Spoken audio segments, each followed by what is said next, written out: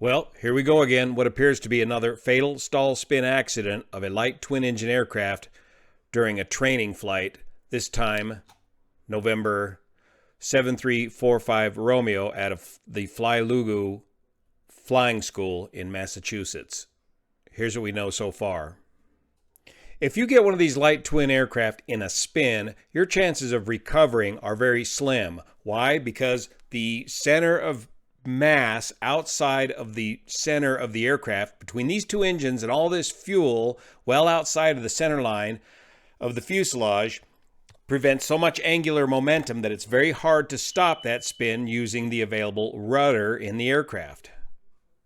If you are doing training below 5,000 feet above the ground and enter a spin below 5,000 feet above the ground, your chances of recovering are very slim. If you have anybody in the back seat of the aircraft moving the CG, the center of gravity, a little bit aft, you have also reduced your chances of recovering. Starting first with the Aviation Safety Network on Sunday, 14 January, the Beech 95 Baron, November 7345 Romeo, a 1974 Beech Baron, 3 fatalities, 3 occupants on board the aircraft. A Beechcraft 95 B-55 Baron crashed in a heavily wooded area near Greenfield, Massachusetts. A flight instructor, an airline pilot, and a student pilot perished, and the aircraft was destroyed.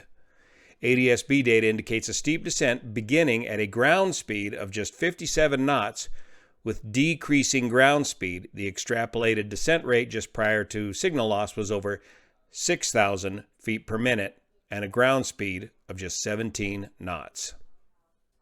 This is the accident aircraft 45 Romeo from the Flylugu website, the flight training school, a very well-equipped 1974 model Baron with the IO 470 engines, 260 horsepower. In the left seat of the Baron was a 29-year-old student pilot working on his multi-engine rating, and in the right seat was Bill Hampton, perhaps one of the most experienced CFIs here at the Flylugu Flight School, over 13,600 hours. And in the back seat was the owner of the flight school, Frederica Ballard, who was working on getting her multi-engine rating. ADS-B data from ADS-B Exchange shows the Baron departing the Westfield Barnes Regional Airport, doing a left downwind departure, heading right up to about 3,700 feet. I don't have the weather at the time of this flight, but initial reports from folks on the ground seem to indicate that there was an overcast layer that may have prevented this aircraft from going any higher that day in order to remain VFR or in VMC conditions. And then it looks like they do a series of maneuvers at speed, a series of tight turns here. And then right about here, again at about 4,000 feet, they begin slowing the airplane down for what looks like the first time, and then it just falls right off of the radar at 4,000 feet with an ever-decreasing ground speed. If we export the KML data from ADS-B Exchange into Google Earth, it looks like this, a series of steep turns and then just a abrupt drop-off right here. And if we look at the crash photograph, that looks like basically a flat spin, which these twins will do relatively easily if allowed. We don't know what at this time particular maneuver the instructor was doing with the student, or maybe the student was doing for the instructor, whether it was just simply slow flight or stalls or the required VMCA demo that you need to demonstrate in a multi-engine aircraft. And we've brought up this graph before. As you go up in altitude, your stall speed remains relatively the same. However, as you go up in altitude, your VMCA of the aircraft decreases because you've got a naturally aspirated engine, so you're producing less and less power. So you will reach minimum controllable airspeed in a single engine situation at a lower speed. And what you want to avoid is practicing a VMCA demo at that speed where your VMCA is at or less than your stall speed. Because what are the two ingredients of a spin? Stall and yaw. And what do you got in spades when you're doing a VMCA demo? Is loads of yaw. And if you allow that aircraft to stall before you conclude your VMCA demo, you're going to find yourself right over the top in a flat spin right away. Regardless of whether it's from a VMCA demo or a stall or an uncoordinated stall, if you find yourself in a spin, inadvertent spin, by the way, these aircraft are placarded against intentional spinning, but if you find yourself in an inadvertent spin, the recovery procedure is just the same as anything else. You've got to get both engines to idle. Both engines to idle. Apply full rudder opposite the direction of the spin and get the elevator all the way nose down. The only way you're going to recover from this spin is to reattach the airflow over the wing. The only way you're going to reattach the airflow over the wing is to get that nose as far down as you possibly can, because you're basically falling at that point.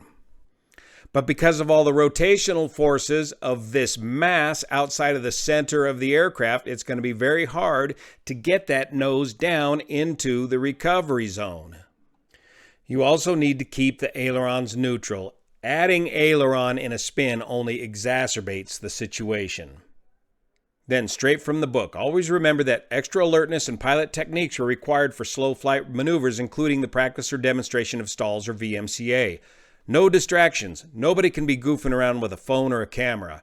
In addition to the foregoing mandatory procedure, always be certain that the center of gravity of the airplane is as far forward as possible. Don't be doing slow flight, stalls, and VMCA demos with anybody in the back seat. We've been over this before.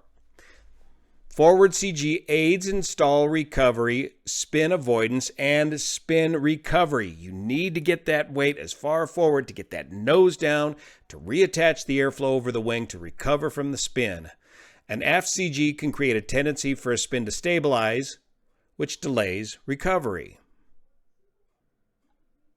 Conduct any maneuvers which could possibly result in a spin at altitudes in excess of 5,000 feet above the ground in clear air and no clouds. And the terrain where this crash occurred, the terrain elevation is about 800 feet. So they had less than 4,000 feet to work with, well under the 5,000 foot minimum requirement. Was that because of an overcast, or because of the weather, or because of complacency? We don't know. A lot of folks who don't have a lot of time in multi-engine aircraft think, especially in the comments section in YouTube, why don't you add power opposite to the spin with a multi-engine aircraft? No, anytime you add power to an engine, you're going to flatten the spin. Watch and listen to this flat spin, upright flat spin demonstration in this Pitts Special aircraft. So there goes the spin is initiated, the power is at idle, it's stabilized, and here comes the power. Look at that nose right up on the horizon. It flattens it out. Any power that you add into your spin is going to exacerbate the situation and tend to flatten the spin. You've got to get the power off to recover from the spin. Both engines. And as I've said in previous videos, if you're going to go out there and practice these VMCA demos, the flight instructor has to put their foot down.